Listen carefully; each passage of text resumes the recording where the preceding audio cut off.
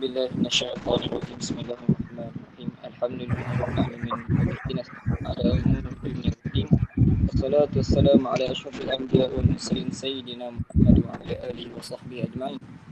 قال الله تعالى أعوذ بالله من الشيطان الرجيم بسم الله الرحمن الرحيم رب اشرح لي صدري ويسر لي أمري واحلل عقدة من لساني يفقهوا قولي. Assalamualaikum warahmatullahi taala wabarakatuh. Okay, baik. InsyaAllah hari ini kumpulan kami akan membentangkan tajuk yang telah ditetapkan kepada kami, iaitu alatan dan nyanyian menurut pandangan mazhab. Okey, seterusnya saya akan terus melanjutkan pembentangan kami kepada pembentangan pertama saudara Muhammad Hafiz. Silakan.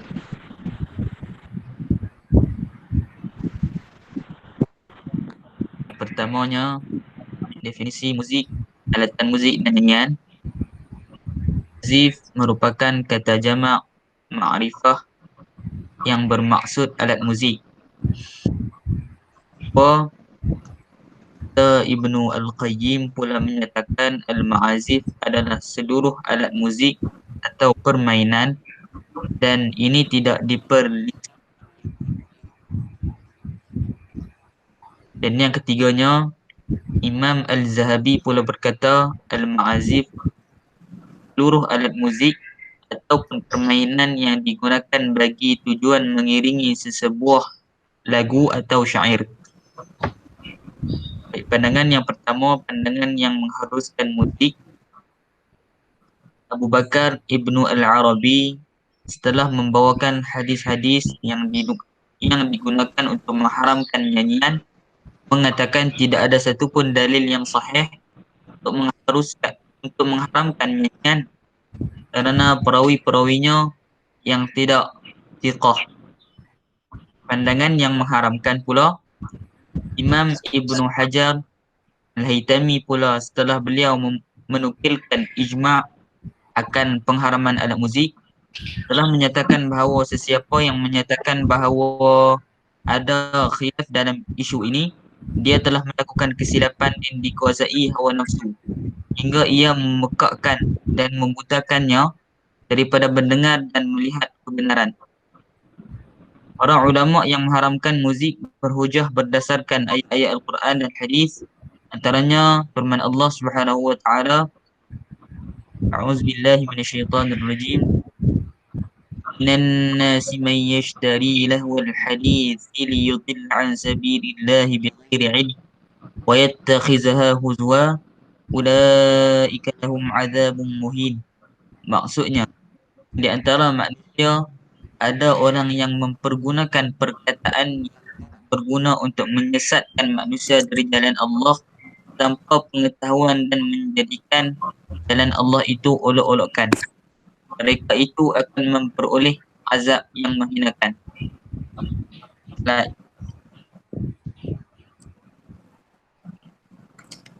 Seterusnya saya akan terangkan tentang Imam Abu Hanifah dan Imam Malik. Menurut Imam Abu Hanifah, hukumnya lebih tegas. Beliau berpendapat bahawa nyanyian adalah dosa yang wajib ditinggalkan dan dijauhi. Mesti segera bertaubat sebagaimana dosa-dosa dan maksiat lain. Kamaluddin Muhammad bin Abdul Wahid Al-Siwasi Ibnu Himam Al-Hanafi, begitu juga pendapat ashabnya. Mereka menjelaskan bahawa nyanyian dan semua jenis alat hiburan adalah haram, seperti serunai, biola dan sebagainya.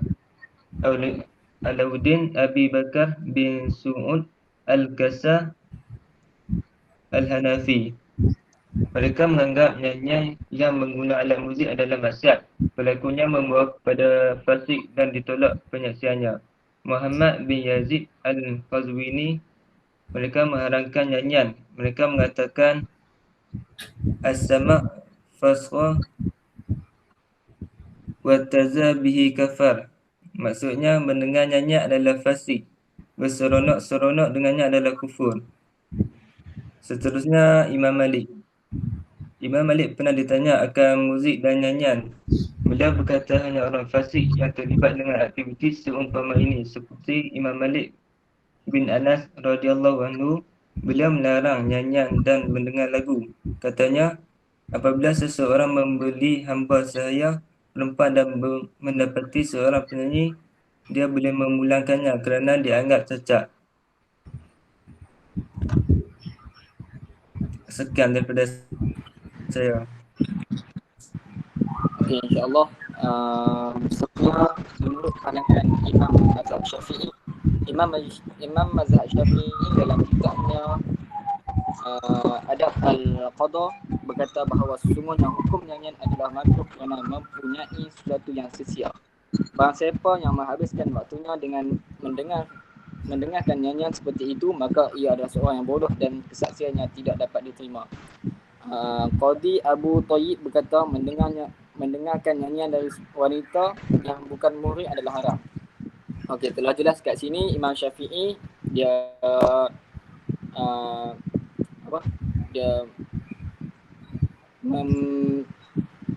ataupun dia macam dia kata dia membulat suara, dia mengatakan yang muzik ni makruh. Makruh. Lepas tu dia sambung lagi, dia kata apa? Barang siapa yang menghabiskan masanya sepanjang hari itu macam tu dengan mendengar muzik, maka dia adalah seorang yang bodoh dan sia-sia. Sia-sia dan bodoh. Lepas tu lagi satu, kesaksiannya tidak diterima. Kesaksiannya tidak diterima ni macam contoh bila nak ada kenduri kahwin dan kita dijadikan saksi. Saksi tu kita tak layak dijadi saksi, kita terima saksi kita tu. Lepas tu sambungan daripada Qadhi Abu Thayyib mengharamkan untuk kita mendengarkan lagu daripada seorang perempuan yang bukan muhrim. Okey. Seterusnya menurut Imam Mazhab Hanbali, hadis daripada anaknya, beliau berkata nyanyian menumbuhkan nifaq di dalam hati serta ia tidak menarik minatku. Imam Mazhab Hanbali mengatakan dia tidak berminat dengan nyanyian ni kerana menumbuhkan nifaq di dalam hati. Saya terusnya kesimpulan. Okey, kesimpulan. Muzik bukanlah satu perkara yang boleh dihukum sebagai harus secara mutlak atau diharamkan secara mutlak. Dan mengharamkan muzik dan nyanyian telah menyatakan alasan dan hujah mereka secara terperinci. Manakala yang mengharuskan pula menetapkan syarat-syarat dan garis panduan yang mesti dipatuhi. Maksudnya para ulama dahulu maupun kontemporari bersepakat dan akan pengharaman setiap lagu maupun muzik yang mengandungi unsur-unsur yang jelas haram seperti menggalakkan zina, dorongan meminum arak, tarian-tarian menggairahkan dan lirik yang mendorong kepada keganasan. Mereka hanya berbeza pandangan pada muzik dan nyanyian yang bebas daripada unsur-unsur tersebut.